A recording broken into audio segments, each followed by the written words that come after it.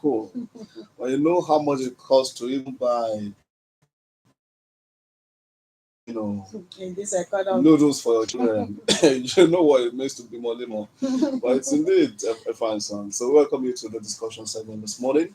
Morning flight 90.5 FM OGBC. It's a fine Monday morning, the ninth day of the ninth month in the year 2024. So we hit the ground running by reading out some of the headlines that will be, the talking point this morning on the program.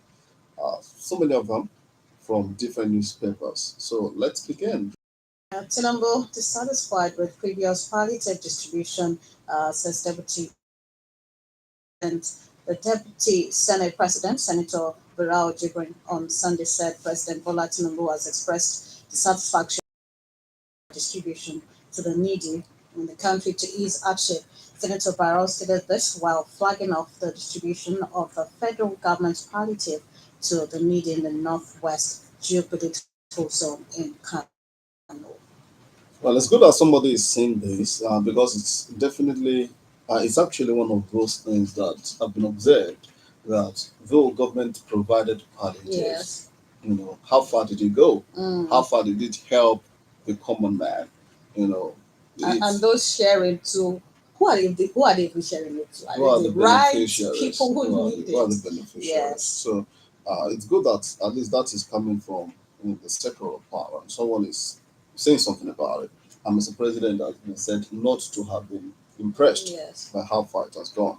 Okay, so that was a report by the Vanguard, I guess. So let's get to another story this morning, and it says um, Tinubu trying hard, inherited near bankrupt nation. A former PDP presidential aspirant, Dr. Abdul Jahil Tafabalewa, with President Bola saying he inherited a near bankrupt nation, but trying hard to put things right. Tafabalewa made the statement in an interview with newsmen on Sunday in Lagos. The Vanguard newspaper has that story, and it's talking about the effort being put into the situation of things. Although Nigerians are not finding things funny Yeah, not. right now, but observation is saying that we should just be a little patient with Mr. President. That the kind of nation he inherited, Yes, when he came in. was a near I wanted patience till when? patience to when. Razak will tell us when. So that's the second headline this morning. And let's get another one. Reverse 50 naira fintech EMTL charges. Nance is saying that the federal government is a report this morning by the Nigerian Tribune. So the fintech, companies, most of the time when you transfer money on their platforms, you don't get to see anything.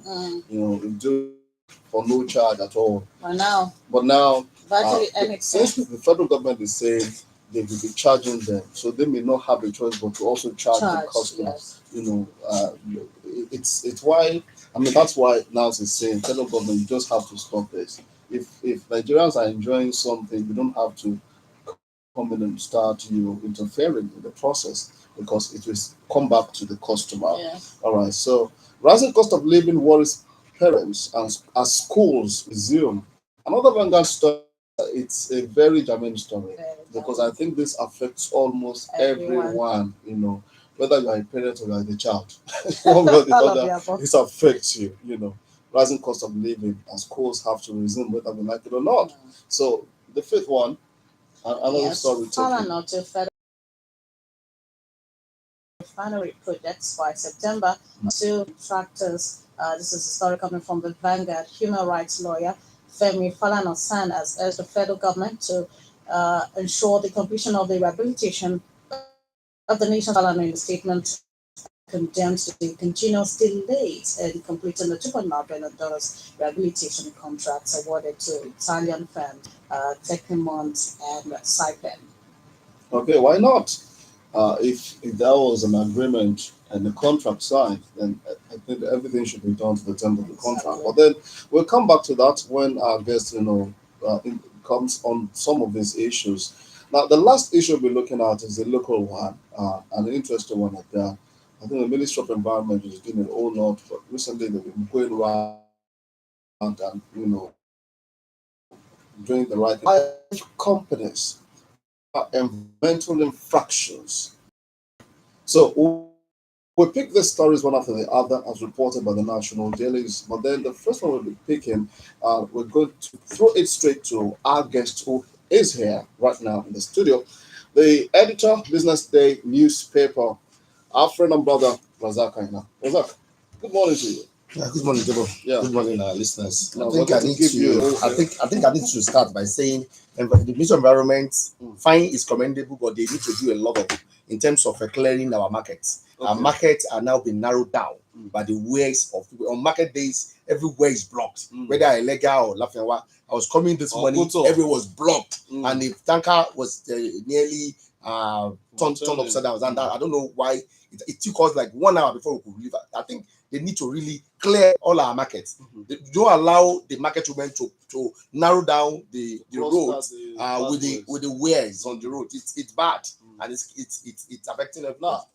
Now, Razaq, if you've been following, you discover that, or you recall that this has been on the front burner in recent past. They've been talking about it, that this issue of where humans or pedestrians should walk is not good enough.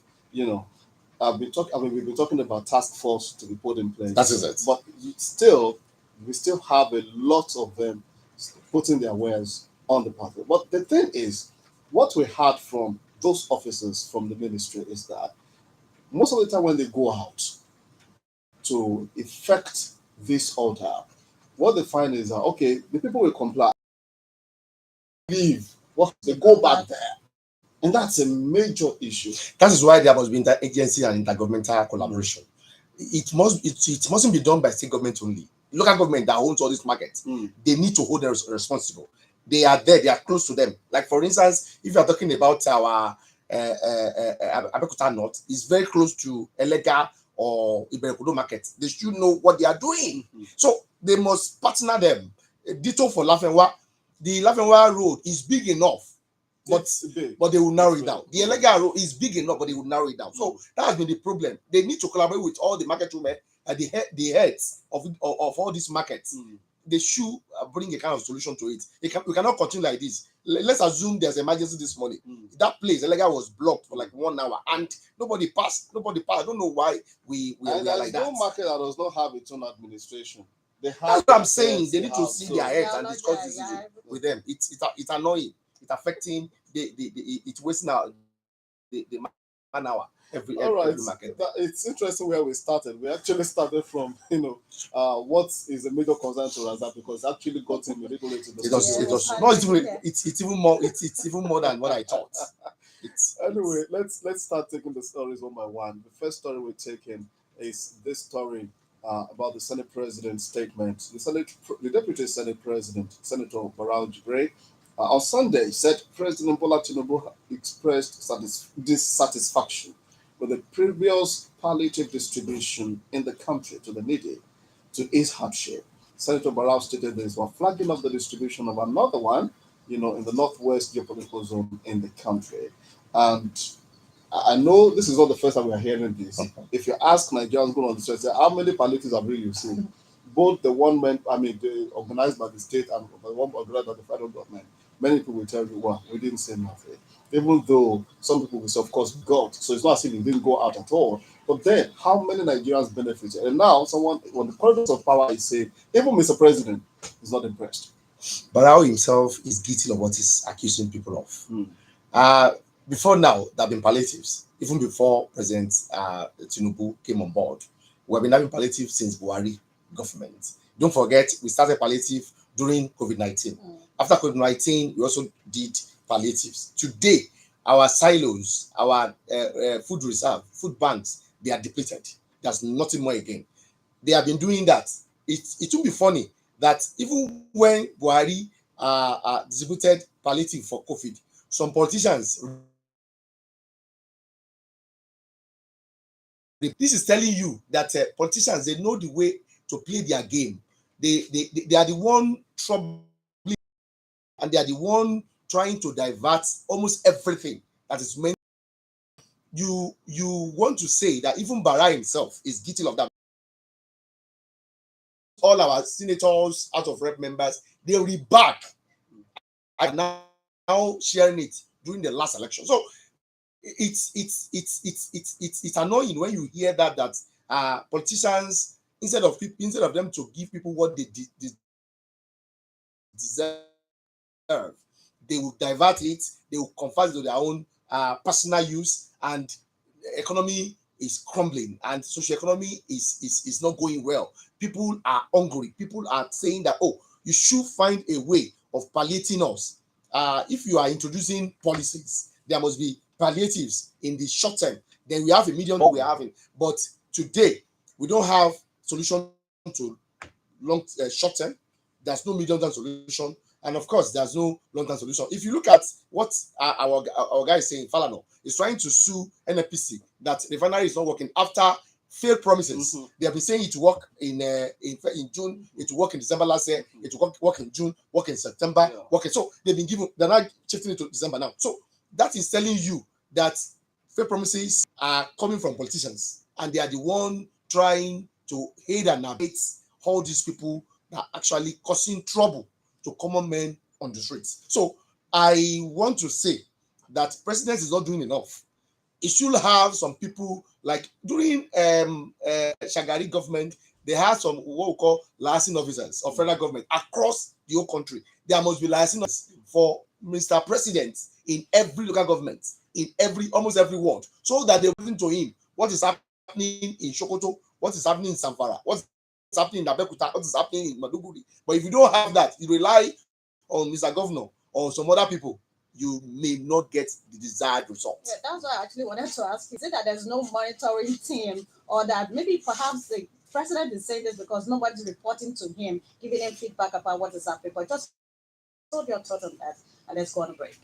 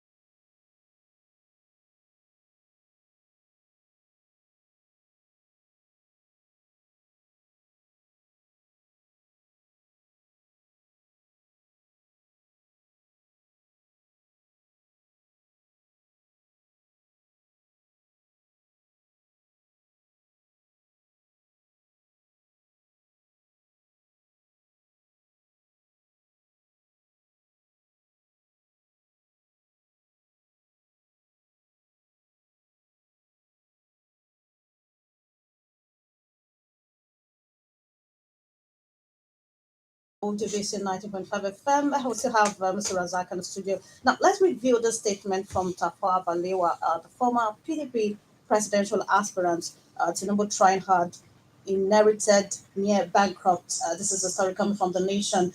Former PDP presidential aspirant, Dr. Abdul Jalil Tafawa Balewa has urged Nigerians to be patient with President Bola Tinubu, saying he inherited a near bankrupt nation, but trying hard to put things right.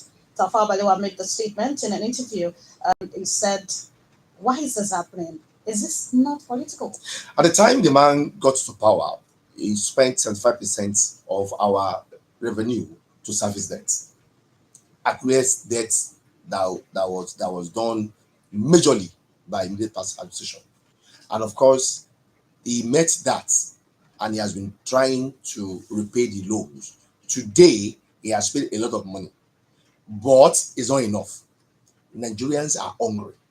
So if you are doing any policy or you are involved in any government administration, in any administration that is not doing enough to to ameliorate the suffering of Nigerians, then that government is nothing but a failure. So in order to prevent Baba not to be a failure, he needs to get people across the 7 and 7 local governments. There must be people that will be monitoring all these policies.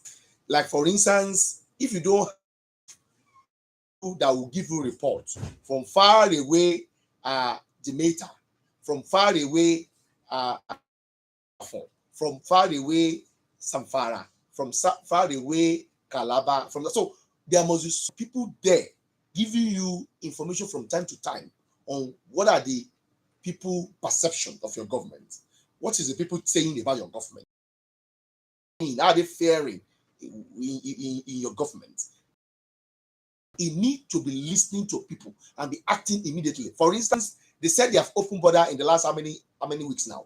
Are people seeing the impact? No. So maybe they are seeing somewhere else that we don't know. But there must be information every time about what is happening at every place in Nigeria. By so doing, Mr. President we have enough information to govern very well, very well. So this is very key. He needs information. He doesn't have, or he doesn't get information that he needs, and that's the reason you could see that the man is not doing what is right all the time. So we need to tell him, prompt him. Let's be prompting him. Let's be telling him. We need to do a lot, even the media, to tell Mr. President what is happening. He not what you want to hear.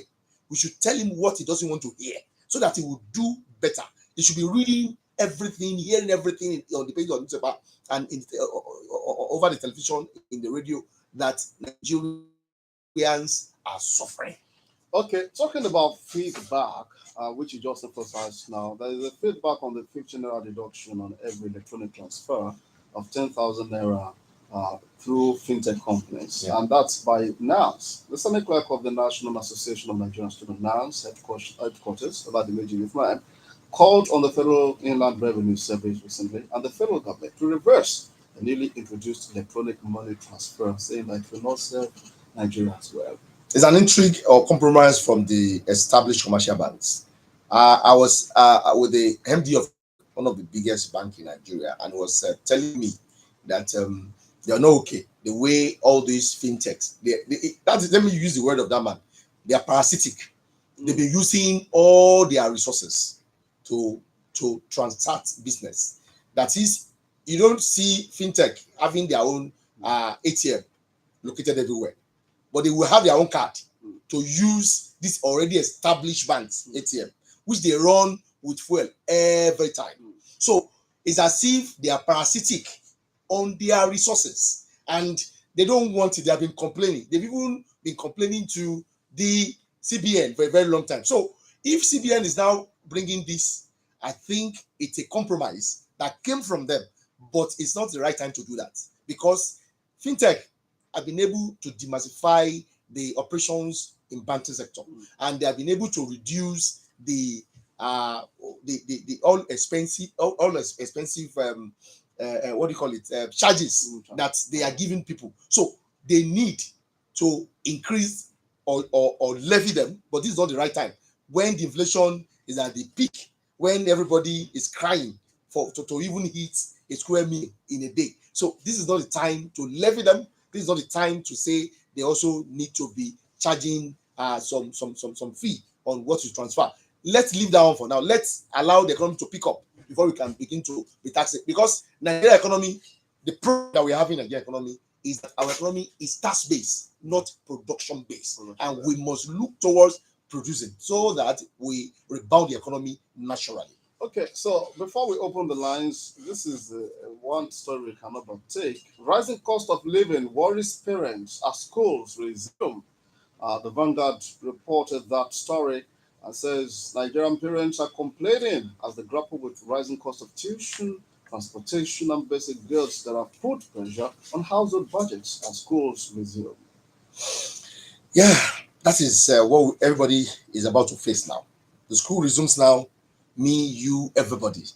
We are looking for money for us to pay the bills of our works, our children, and of course, what government is doing is trying to subsidize because they are giving us subsidy for those who attend government schools, but they need to do more in terms of monitoring, do more in terms of giving them more classrooms, do more in terms of giving them because they are saying they are running free education.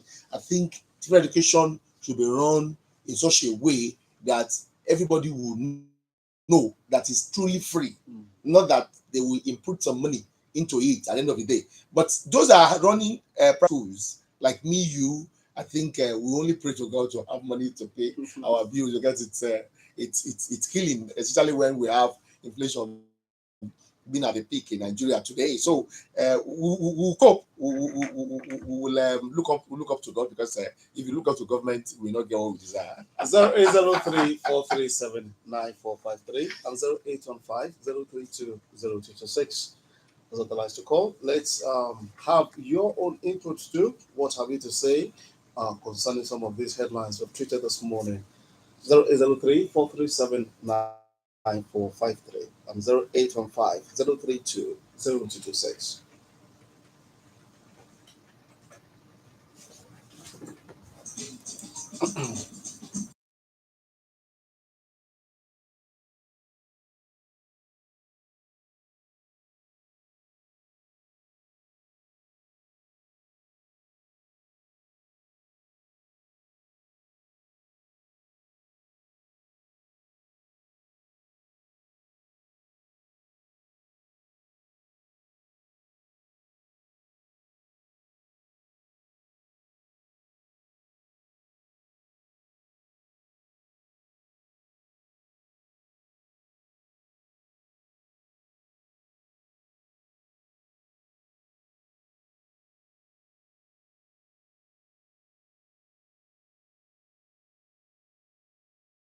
So to participate, to be on the program, 003-437-9453 or 0815-032-0226. Those are the numbers to call to be part of the program. You want to contribute or you want to say something about some of the headlines that we've mentioned this morning. 003-437-9453 or 0815-032-0226. Okay, so while we await the calls, let's take this story from the Vanguard newspaper. Falana to FG ensure completion of national refinery projects by September or sue the contractors. What's the story or drama around this contract? Yes, I think what Ogafano is saying is that enough of fooling Nigerians. They should tell us what is really happening. If it's not going to work this year, let us know. If it has to work 2 years or 1 year to come, let us know. You can't just be playing on our intelligence and be telling us it will happen, it will work in December, it will work in January, it will work in May, it will work in June, it will work in September, and now December. So enough of fake promises. We are not kids that they are toying on our intelligence. So they should tell us what is really happening. I think for what Oga is doing, we have the right to ask questions, and we have the right to be told what is happening. So they should tell us what is happening exactly. Hello? Good morning. Hello, good morning, Debo. Good morning, Good sir. morning. Good morning, Good morning, sir. Good morning, sir. I think the family here this morning. I am sure I will follow for the shower. I always love the analysis Thank you, sir. because most of the time that this is not taken, and I think it's trying because of you. Then we feel that okay, I think we get our direction. Talking about this palliative, generally speaking, I have think that any palliative people in this country, to my mind, it's like insulting the populace. It's like, when you make people suffer, and then you give them little things, like a standing analogy that we had in those days, that you took a chicken, and then that would move the other side. The crying out, I mean, was suffering. So I gave it some grace and to continue to follow you. I think thinking of fighting yourself is something we are not doing this the correct thing. However, it didn't look worse when the palliative they're doing people. It's like the people are suffering their property. The insulting palliative said is not going to be people. And especially, there's no way to monitor what is happening. The politicians take them, they back them, and use them again for campaign. Why are we doing treated like this in the country? That's number one. There's no way to monitor you. It's surrounded by psychopaths who are always telling him, oh, everything is okay.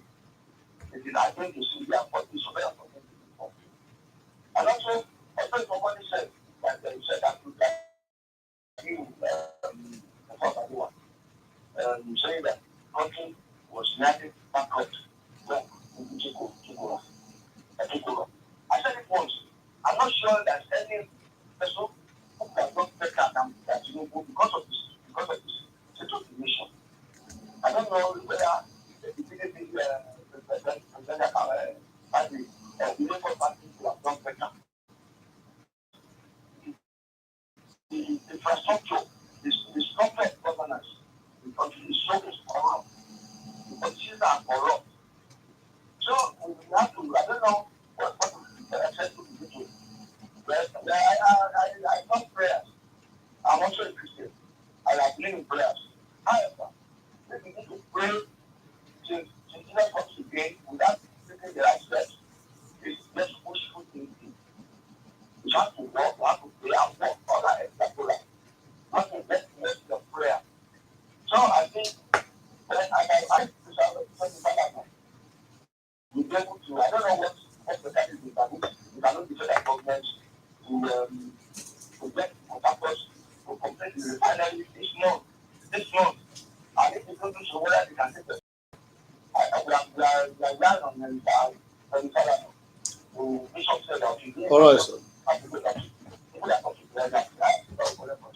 Thank you.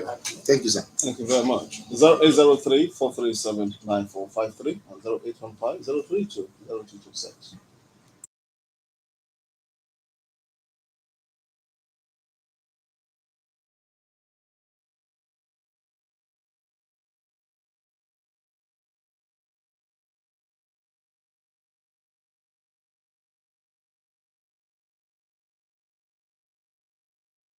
Morning to you.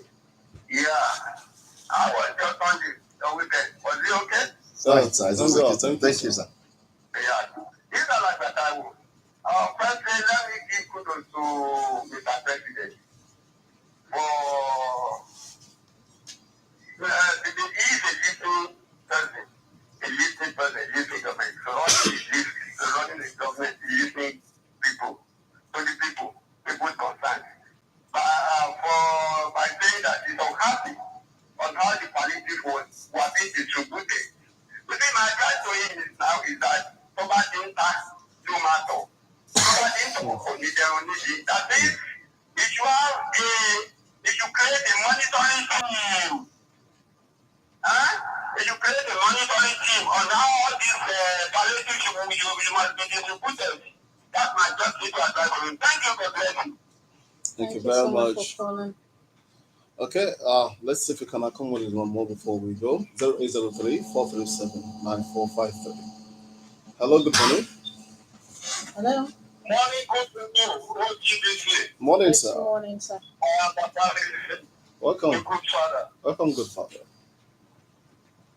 Thank you. Razaq, I think that's your statement that we've been doing lies and lies and lies all along, all the time. But I think we remember in the late 70s, 80s, even when the military were in power, we have pressure groups, students, civil society groups, they were taking this military. They were taking them on for the policies that were anti the people. Now, the government keeps telling us, like, your country just where's the authority? Then control will be all over the place by the weekend. Where is the control? Where is the control now? So I think all these pressure groups should stand up and ask questions. I'm not saying they should destroy or burn or do whatever or retreat it. But let them stand out and tell this government that they are telling us all lies and they should change their lives. Change their lives for Nigerian people. All right. Thank you very That's why I much. take this moment. Thank you. Thank Thank you. you very Thank much. you. Thank you. Okay, Rasaq, so let's wrap it. What's the last shot before we go? I think in as much as we need to be patient and allow Mr. President to do what is needful. They also need to know in that rock, the president feel that people are hungry and they are suffering. They need to be fast, whatever they are doing to ensure that these dividends go to everybody. Well, we appreciate you very sincerely, Razak Ayinla, the editor, Business Day newspaper. Thank you for coming Thank in you for today. coming. Closure. Yes, we want to appreciate those that made this program a success. News editor Chris Obu, thank you. Studio man, that's been Yemi, Secretary, the ICT guy, I did doing but we appreciate the logo. It's been Molara additional production, Bolaji.